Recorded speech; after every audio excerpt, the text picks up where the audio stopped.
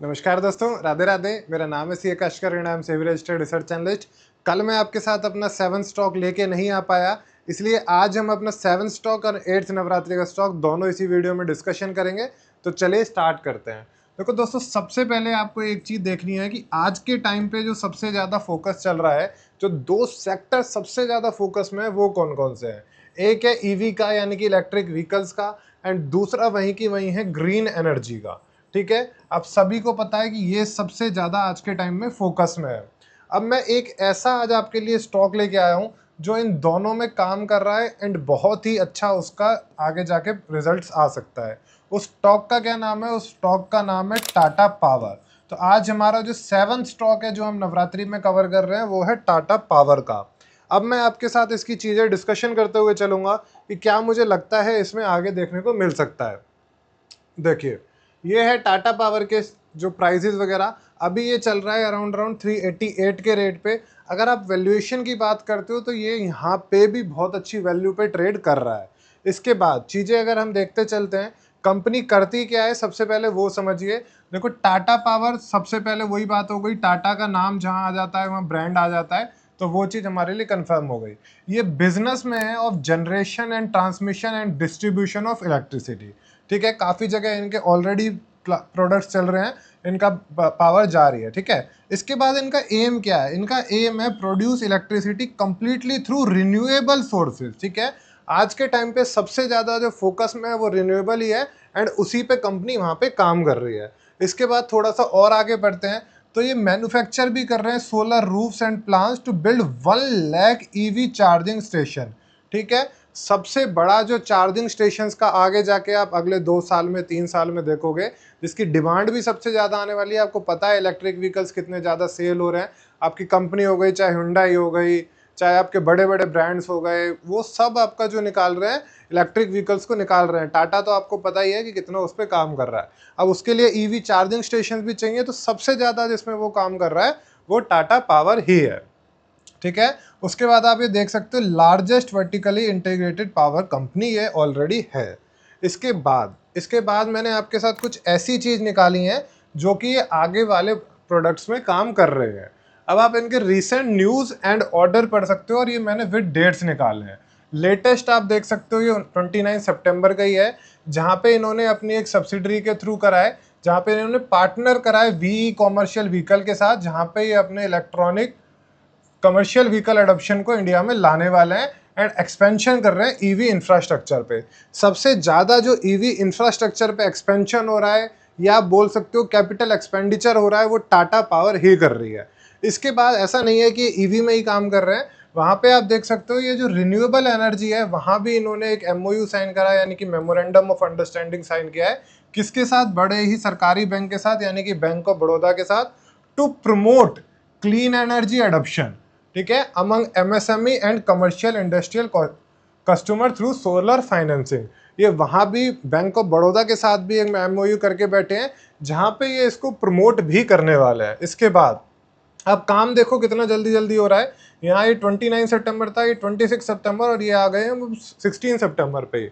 वहाँ पे भी इन्होंने अब एक सुजलॉन के साथ भी कॉन्टैक्ट किया है, 838 megawatt for wind energy product. ठीक है, इसके बाद मैं और आगे आपके साथ यहाँ पे बढ़ता हूँ, तो 9 सितंबर को देख लो, इन्होंने एक और करा है जहाँ पे ये इंडिया का सबसे लार्जेस्ट टाटा ईवी का मेगा चार्जर हब बनाने वाले हैं। एक चीज़ ये हो गई।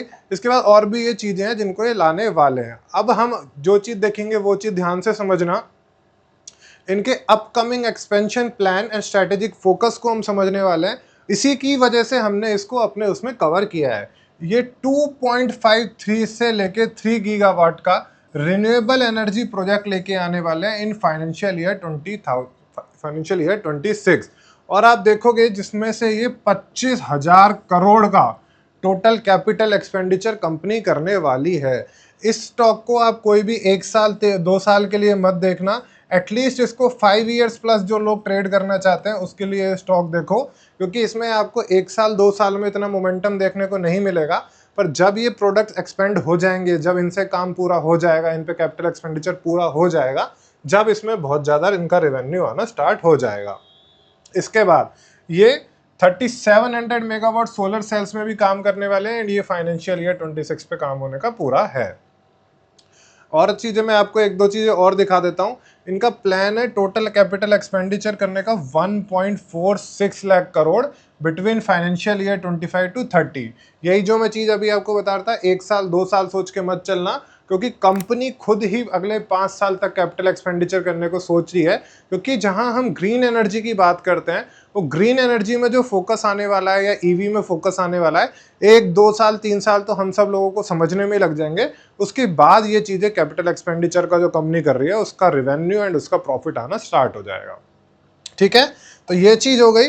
बाकी फाइनेंशियल तो इसके अच्छे हैं ही, वो सब आप लोग देख सकते हो। अब मैं बात अगर इसकी थोड़ी सी टेक्निकल की कर लेता हूँ, तो आप यहाँ देखोगे कि स्टॉक एटलीस्ट आपके 50 day SMA and 200 day SMA के एग्जैक्ट बीच में ट्रेड कर रहा है। ये 200 डे SMA के अपने ऊपर बना रहने की कोशिश करता रहेगा एंड जब तक यहाँ बना रहेगा ये स्टॉक बुलिश स्टैंड में यहाँ रह सकता है। ठीक है, वैसे तो हम इसको 1 साल 2 साल की मैं बात कर ही नहीं रहा है, स्विंग की बात कर ही नहीं रहा, तो लॉन्ग टर्म की बात है एंड इसको आप यहाँ पे भी बाइंग करने की तरफ देख सकते हो। चलिए आगे बात करते हैं। जो मेरा 8th स्टॉक है वो फिर से मैं लेके आया हूँ, आप बोल सकते हो डिफेंस सेक्टर से ही, क्योंकि उसका नाम है मैजडॉक शिप बिल्डर्स। मैजडॉक आप वैसे देखोगे तो शिप बिल्डर्स में कंपनी काम करती है, पर इनका मेजर जो काम है वो डिफेंस कंपनीज को ही प्रोडक्ट अपना शिप देने का है, तो ये एक डिफेंस सेक्टर के अंदर ही यहाँ पे डील करी जाती है। एक और चीज़ मैं आपको बता दूं, ये स्टॉक एक तरीके से ऑलरेडी ही मल्टीबैगर रह चुका है। मैं आपको दिखाता हूं उसको मैं क्यों बोल रहा हूं। देखिए, ये देखिए, ये है आपके सामने मैजडॉक के चार्ट्स। ये आपका अराउंड कभी ट्रेड करता था यहाँ पे, जो कि रेट निकल के आ रहे हैं आपके अराउंड 1200 पे, मतलब काफ़ी ज़्यादा। अगर हम इसको डे से वीकली पे एक बार ही कर लेते हैं, देखिए कहाँ से स्टॉक ट्रेड करना स्टार्ट होते थे। ये 470 पे भी कभी ट्रेड करता था एंड आप देख सकते हो ये 4000 तक भी जा चुका है। काफ़ी बड़ी रैली ही एक साथ स्टॉक ने हमको दिखाई थी। ये आप देखो 31 अक्टूबर 2022 को अराउंड 400 का रेट था एंड एक टाइम पे 4000 भी टच कर चुका है। तो मतलब 2-3 साल में ही स्टॉक 10 गुना हुआ था। तो एक तरीके से आप कह सकते हो ये ऑलरेडी एक जो स्टॉक है वो मल्टी बैगर रह चुका है। अगर अब मैं बात करता हूँ अपने करेक्शन से, तो स्टॉक हमें एक बारी जो हाई लगाया था 3600 3700 का, वहां से करेक्ट करके अराउंड अभी 2750 पे चल रहा है। तो अगर मैं टेक्निकली बात करता हूं, तो मुझे टेक्निकली भी आप देखोगे तो ये 2500 से लेके 2750 की रेंज में काफ़ी अच्छा लगता है एंड यहीं पे ये इसमें बाइंग जोन बनती है। अब इसके हम फटाफट से एक बारी फंडामेंटल्स को देखते हुए चलेंगे। देखो, रिटर्न टू इक्विटी इक्विटी इसका देख लो 34% का है, बहुत सॉलिड है। रिटर्न टू कैपिटल एम्प्लॉयड 43.2, ये भी बहुत सॉलिड है। पीजी रेशियो मैंने बता रखा है 1 से जिस कंपनी का नीचे होता है वो भी बहुत अच्छा होता है। डेब्ट टू इक्विटी 0, कोई डेब्ट टू इक्विटी है ही नहीं, कंपनी के पास कोई डेब्ट तो है ही नहीं, ये तो सबसे अच्छी बात हो गई। उसके बाद कंपनी करती क्या है वो चीज़ हम समझेंगे एंड उसके बाद मैं आपको इनके भी एक्सपेंशन प्लान वगैरह समझा के चलूंगा, जो ये एक्सपेंड करने वाले हैं या जो गवर्नमेंट से इनको इंसेंटिव मिल रहा है, हम उस पर सबसे ज़्यादा फोकस करेंगे। पढ़ते हुए चलिए। The company is among India leading ship building yard specialising in construction and repair warships and submarines for the ministry of defence. जो कि मैंने अभी आपको बताया कि ये जो कंपनी है मोस्टली जो काम करती है वो मिनिस्ट्री ऑफ डिफेंस के लिए, यानी कि डिफेंस सेक्टर के शिप्स वगैरह ही ये कंपनी बनाती है। इसको आप एक चीज़ और देखना, एक नवरत्न स्टेटस भी इस कंपनी को मिल चुका है, ये भी इसके लिए काफ़ी अच्छा होता है। चलो आगे बढ़ते हैं। शिप बिल्डिंग में इनका बिल्डिंग में भी आता है एंड रिपेयर भी आता है ऑफ कमर्शियल वेसल्स का। उसके बाद आप देखो सबमरीन्स में भी कंपनी काम करती है। ऑर्डर बुक अब इनकी देख लेते हैं कि इनकी ऑर्डर बुक कैसे निकल के आई हुई है। टोटल ऑर्डर बुक अभी कंपनी के पास 39,872 करोड़ की ऑलरेडी है। इतनी बड़ी बड़ी ऑर्डर बुक आप देख सकते हो डिफेंस सेक्टर के पास ऑलरेडी है। और ये तो अभी आपको देखे जो आगे जाके कुछ भी नहीं दिखेगा। इनको 40,000 50,000 करोड़ के ऑर्डर भी इजीली आगे जाने के टाइम पे मिलने लग जाएंगे, क्योंकि हमारी जो गवर्नमेंट है वो सबसे ज़्यादा इन्हीं पे फोकस कर रही है एंड ट्राई कर रही है इनको अच्छे अच्छे बेनिफिट्स दिए जाएं। अब इनका P&L आप देख लो एक बारी, आप देख सकते हो रेगुलरली इसका बढ़ता हुआ P&L आपको दिखेगा, कहीं भी डाउनफॉल आपको नहीं देखने को मिलेगा। मार्जिन्स की बात करोगे तो 10% से 15% हुए, 15 से फिर 18 हो गए। मार्जिन भी यहाँ पे रेगुलर बढ़ते हुए दिख रहे हैं। अब मार्जिन बढ़ रहे हैं, सेल्स बढ़ रही है, तो प्रॉफिट तो आपका बढ़ना ही बढ़ना है। तो प्रॉफिट देख लो, ऑलमोस्ट कंपनी डबल कर चुकी है, ठीक है। तो इसी वजह से ये स्टॉक हमेशा नज़र में रहते ही हैं। एक और चीज़ आपको दिखा देता हूँ एक बारी फटाफट से, प्रमोटर्स होल्डिंग देख लो। प्रमोटर्स में गवर्नमेंट के पास ही अब भी इसकी 81% होल्डिंग पड़ी है, ठीक है ना। बाकी DII FII के पास भी काफ़ी अच्छी होल्डिंग है। चलो, ये चीज़ हो गई। अब एक बार जो मैं आपको बात कर रहा था कि गवर्नमेंट इनको क्या क्या इंसेंटिव देने वाली है, तो गवर्नमेंट के इंसेंटिव देख लो कि वो क्या क्या देने वाली है।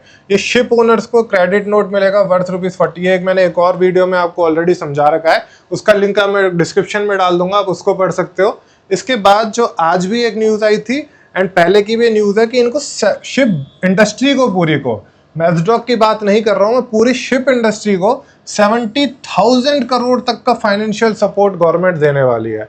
और इसका जो सबसे बेस्ट स्टॉक रहने वाले हैं वो दो ही रहने वाले हैं। एक तो हमारा यही स्टॉक जिसकी हम बात कर रहे हैं मैजडॉक की, एंड दूसरा इसमें जो जिसको फायदा हो सकता है वो हो सकता है आपका कोचिन शिपयार्ड भी, ठीक है। इसको भी आप फोकस में रख सकते हो, या और अगर मैं आपको स्टॉक बताऊं तो यहाँ आप GRSC को भी फोकस में रख सकते हो। इनका जो फोकस में ये रहेगा, जो ये सपोर्ट मिलने वाली है वो यहीं से मिलने वाली है। इसके बाद आप ये देखो, इनको टैक्स एग्जम्पशन भी दी गई है on raw material and components for ship breaking and ship building, और इसको एक्सटेंड कर दिया गया है 10 साल तक के लिए। तो आखिर में कुल मिला के अगर हम बात करते हैं तो बात यही निकल के आती है कि इनको गवर्नमेंट बहुत ज़्यादा सपोर्ट कर रही है। ये तो हो गई इंडस्ट्री की बात, और ऊपर से मैं बात करता हूँ आपके साथ, तो गवर्नमेंट जो है इनको आने वाले टाइम पे बड़े बड़े ऑर्डर्स भी डेफिनेटली मिलने वाले हैं। जैसे पहला हमने स्टॉक बात किया था जो नवरात्रि में BEL का, उसको भी आज आप देखो मैं आपको बता रहा हूँ कि इसको रेगुलर ऑर्डर मिलते रहेंगे, एंड आज भी उसको 1000 करोड़ का ऑर्डर मिला है, ठीक है। तो ये हो गए आपके 7th एंड 8th स्टॉक भी। कल हमारा फाइनल स्टॉक आएगा 9th स्टॉक, और मुझे वो स्टॉक लगता है कि मल्टी बैगर भी हो सकता है, तो उसके लिए भी आप रेडी रहना। एंड उसके लिए आपको करना है क्या है, चैनल को सब्सक्राइब कर लेना है, एंड इस वीडियो को जरूर लाइक करके चलना है, ठीक है। और कमेंट में हमेशा की तरह लिखना है कि हम सब मिलकर सीखेंगे, मिलकर कमाएंगे।